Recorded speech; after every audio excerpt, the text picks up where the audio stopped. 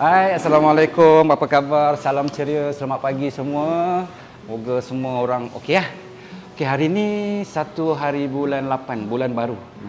Sebenarnya pagi tadi saya tertengok ada satu video lah yang saya rasa, menarik lah cerita ni yang saya ingin berkongsi dengan tuan-tuan hari ni. Yang bertajuk itu Sabar Itu Indah. Apabila kita bercerita pasal sabar itu indah, saya pun teringat juga berapa tahun dulu ada satu pelakon kecil nama dia Puteri Balqis. Waktu tu dia menang anugerah pelakon wanita terbaik. Sebelum saya pergi ke BTC itu saya niat dah saya kata andainya dia menang hari ini sebagai pelakon saya nak dukung dia. Dan alhamdulillah dia menang dan malam tu saya jumpa mak bapak dia, saya dukung dia. Waktu tu umur dia kecil lagi, baru 6 tahun anak-anak kita ya. Tapi sekarang dah besar dah, 14 berapa umur dia, 15 16 tahun. Kalau Akis dengar, Acik D kan salam. Okey. Sabar itu indah. Apa yang kita faham tentang sabar? Saya ada 3 story yang saya ingin ceritakan dalam masa yang terdekat ini. Kisah yang pertama ialah kisah seorang suami. Seorang suami yang baru berkahwin 1 tahun. Tiba-tiba dia kena penjara kerana ada satu kelakuan dia yang membuatkan dia kena penjara selama 15 tahun. Apabila dia kena penjara, di dalam penjara tidak pernah isterinya, ayahnya dan ibunya datang melawat dia. Dia sangat kecewa, Dia menunggu isterinya datang tahun demi tahun, tetapi isterinya tidak datang dia. Dan dia tahu mungkin isterinya kecewa dengan dia. Isteri dia dia beranggapan isterinya dah kahwin lain, bahagia di luar sana tanpa mengunjungi dia. Tetapi dalam diri dia masih lagi ada sedikit harapan agar isteri dia datang, ibu ayah dia memaafkan dia dan datang untuk melihat dia. Tetapi sehinggalah hari dia keluar daripada penjara. Bila dia keluar, dia melihat alam baru yang ditinggalkannya selama 14-15 tahun itu. Kemudian dia pergi ke rumah dia dulu. Dan rupa-rupanya rumah itu telah dijual. Dia rasa sangat marah kerana isterinya telah menjual rumah itu. Kemudian dia cari kawan dia, minta duit untuk balik ke kampung. Kawan dia tak bagi, pun kawan dia susah juga, dia terpaksa bekerja sekejap untuk dapat duit.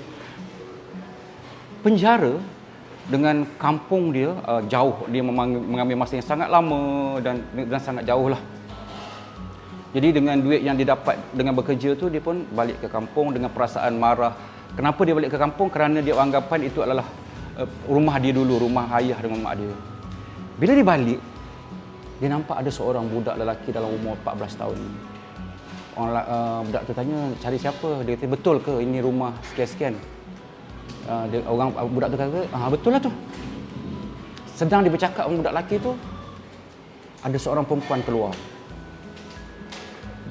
Perempuan tu kata, kan ibu dah cakap jangan bercakap dengan orang tak kenal.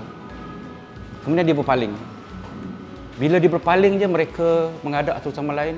Rupa-rupanya itu adalah isteri dia. Seorang isteri, rambut dia kusut masai, yang sedang bekerja dengan ni.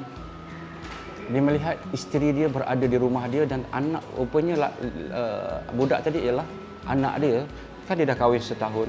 Rupanya waktu ditinggalkan itu, isteri dia syarat mengandung.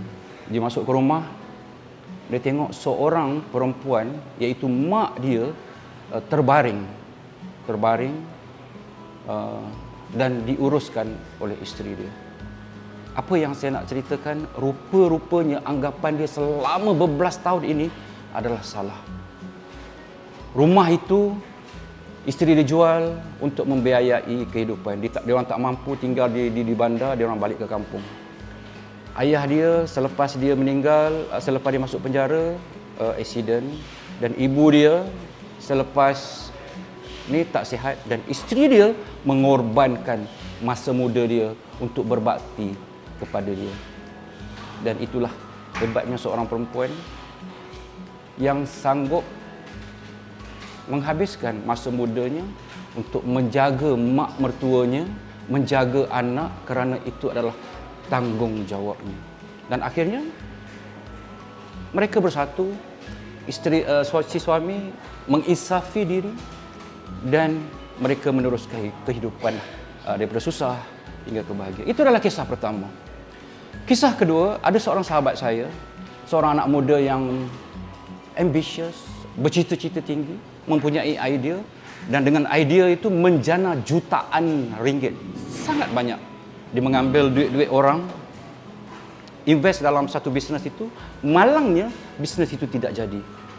Akhirnya dia menanggung hutang yang sangat banyak. Dia tidak mampu keluar rumah, dia tidak mampu berhadapan dengan orang, ada orang nak bunuh dia, orang nak itu dia semua. Tetapi di belakangnya ada seorang isteri yang setia bersamanya, memberi kekuatan padanya. Cerita yang ketiga ialah seorang driver lori. Yang cerita tadi, akhirnya mereka bangkit semula dan dia masih lagi membayar hutang sehingga sekarang, tetapi kehidupannya lebih ceria, bangkit daripada kesilapan itu tadi. Dan kisah ketiga adalah seorang driver lori. Driver lori yang bertahun-tahun bawa lori, kehidupannya sangat sukar, seorang isterinya seorang jururawat, dan akhirnya mengambil keputusan untuk berniaga nasi kukus. Dan hari ini mereka setelah bertahun-tahun, berbelas tahun tuan-tuan, hari ini menjana sale ratusan ribu ringgit sebulan. Inilah yang antara 3 kisah dalam kehidupan yang saya boleh kongsi pada pagi ini. Tetapi ketiga-tiganya ialah tentang seorang isteri. Ketiga-tiganya tentang seorang wanita. Kenapa saya berkongsi benda ni? Kerana saya faham bahawa dalam kehidupan kita hari ini sangat mencabar. Ada yang sedang mengalami satu krisis yang sangat perit dalam hidup mereka untuk membangunkan perniagaan. Tetapi suami isteri ini, mereka sama-sama berjuang untuk mendapatkan kebaikan. Hari ini, apa yang kita nampak ialah bagaimana pengorbanan seorang isteri itu, seorang wanita itu untuk membantu suaminya. Sebab itu saya cakap, kita akan mengalami satu saat yang susah, yang sangat perit sebelum kita berada di tempatnya. Sebab saya percaya apabila kehidupan kita ini ialah kita ingin mencari kebahagiaan. Kebahagiaan itu datang dari berbagai bentuk. Ada orang bahagia dengan bersukan. Ada orang bahagia dengan memiliki kenderaan mewah. Ada orang bahagia dengan memiliki anak-anak yang ramai. Jadi kebahagiaan itu sangat subjektif. Dan ada juga orang yang tiada apa-apa tetapi sangat bahagia apabila dia bersama Tuhannya. Ada orang begitu. Jadi kita di mana sekarang? Apa yang saya nak beritahu hari ini ialah banyak perkara yang kita boleh ajar. Ambil contoh, ajar tanam bunga, ajar memasak, ajar menjahit. Tetapi ada satu perkara yang sangat tidak boleh ajar, iaitu sabar. Jadi inilah yang saya ingin kongsikan. Bila kita dapat mengharungi, dapat bertahan dengan sabar itu, kita akan mula melihat keindahannya. Moga dapat sesuatu. Sabar itu indah.